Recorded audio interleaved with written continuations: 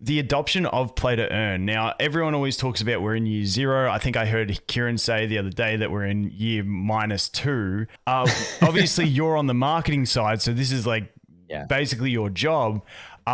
What's your view on play to earn adoption? How early are we, and where do you see the adoption coming from for Illuvium? Yes, so we are very early. Like I like using analogies and going back to the last tech boom, the last social media tech boom. Yep. So just to give everybody perspective, right? So for me, and you were a part of this as a YouTuber, in the mobile gaming space. Yep. So I think we're today in the crypto gaming, GameFi, play and earn space. Insert whatever term lands. I like play and earn.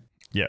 We're at Farmville right now. Yeah. So if you guys aren't familiar with Farmville, it was like basically the first like social multiplayer game that was exclusively on Facebook. You build a farm, you harvest resources there, and it went viral, especially with women. That Farmville game ended up basically being like kind of the genesis point, if you will, for mobile games. Yep. And it took about 3 or 4 years for more Facebook games to be created. Then Apple decided to get on it with App Store and get mobile games on their App Store.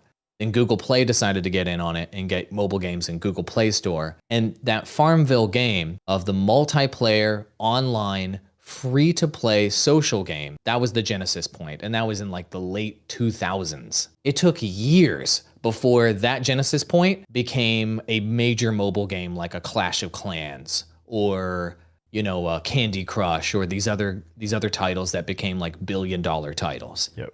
And the reason why I'm sharing that example is because once you see that like genesis point, the major gaming players and the investors and the money that is required to take that idea and then take it mass market, they will notice the genesis point maybe a year or two too late. And then once they decide to deploy money into that idea, it takes about 3 to 5 years for them to get a product to market.